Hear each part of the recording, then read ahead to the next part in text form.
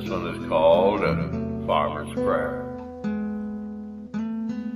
Well, there's something about a story song that if you'll just close your eyes and use your imagination, you should be able to see everything that's going on and feel what the story's telling you. If you really close them tight, you can smell the things that the story's talking about. Well, I have to tell you folks a little story. I went back to North Dakota this year, where I was born and raised. I went out to the old farm, and, well, everything has changed. Buildings is all gone, and trees have grown in, and grass as high as can be. Well, as I stepped down from that truck, I walked all around that farm that day. And I climbed up on the hill that went way up high. It seemed 10 times higher when I was younger. But you could see forever. It was beautiful with all that farmland and the trees and the grass. I closed my eyes and sat down on a big rock. And tons of memories came flooding home. Things like the gentle breeze that seems to blow back there most every day. The smell of new mown hay that the neighbor just cut down, and all the birds singing in the trees.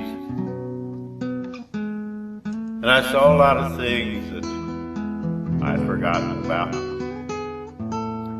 How we'd get up every morning and go milk cows and rush off to school and come back home and do the same thing all over again.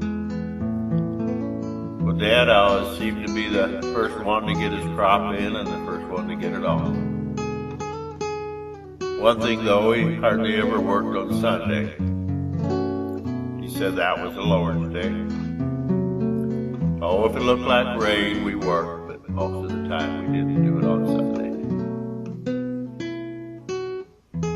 And I remember waking up in the wintertime to that smell of fresh fallen snow, and how it glistened in the trees, and how back then we didn't know that it was cold outside. We just dress up and go.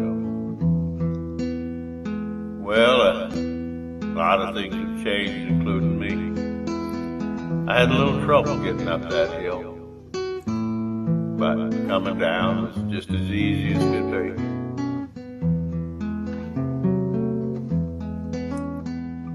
And on the way back to town, I saw an old farmer kneeling out in his field. Well, I thought I knew who he was, so I pulled the truck on over to the side of the road. And as I got out of the truck, I really didn't mean to listen in on his prayer, but what he said. Well, dear Lord, I don't ask for too much. A happy family and rain and such. But there's one thing that I bring to your attention, and it's so small and hardly worth a mention. That someday when the land is paid and our hair is gone or grayed, that when we're done with our turn on the land, that it goes to others who understand. Well, they plant a miracle with each and every seed, and unsuspecting worlds, hopes, and dreams. It takes special people to comprehend that flood and drought are part of your plans. May it be people wise enough to take pity on those in the supermarket aisles in the city, many of which are so unaware of the great cycle in which they share. Well, dear Lord, there are so many and we are so few.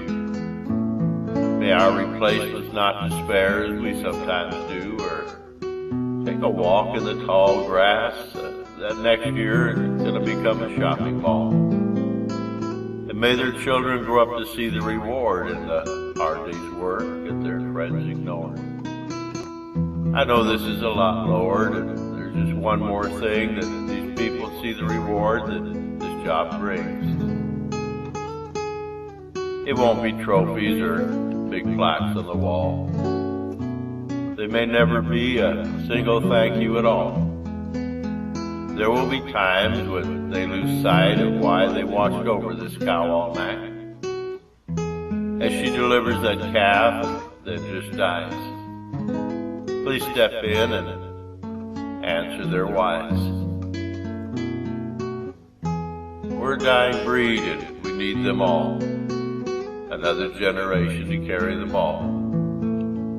A respect for your ways and love of the land just can't be found in corporate plans. So please, dear Lord, I know this is bold, but grant me this peace as I'm growing old. The knowledge of another family will follow our way and care for this land till their dying day. Well, I went over and I talked to that old man. Ends up, he was one of Dad's old friends. Well, his face was all weathered and worn from the sun and the wind and all the years out in the field. But we had a long talk and he remembered my dad. Told me a lot of stories about what they used to do and how things were back in the old days. And we talked about how things have changed nowadays. All the farmers are getting so big and all the tractors are large. And we always kind of wonder at the end of the year, do they have any more left than what Grandpa had? One thing they do have is love of that land that God gave them. They're kind of like caretakers, you know. Well, I thanked him and went on my way, and he went on his. I doubt if he'll be around the next time I get back here, but it was sure fun to talk to this man and hear his prayer. Well, there's one thing I'd never change is being raised back there in those days. On the way back to town, I drove by the old country schoolhouse that I went to. Just a little building, back then it seemed so big.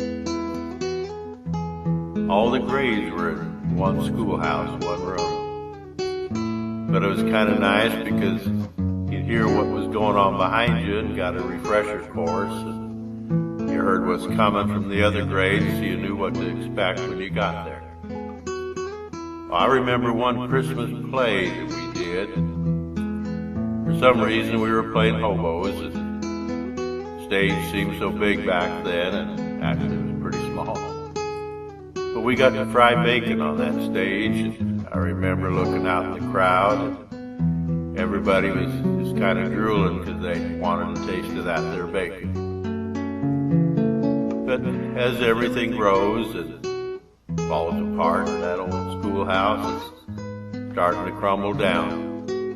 Oh, I walked around, I didn't fall through the floor, but it sure was nice to go in there and have some of those memories come back. Well, this story song has got a little bit longer than I planned, but that's okay. One thing to close out is next time you go to the store or sit down at your kitchen table and look at that food that you're about to eat or buy, remember where it came from and who produced it. Had to be a farmer someplace. So say your prayers and be sure to thank God for all the farmers. Oh, you can open your eyes now.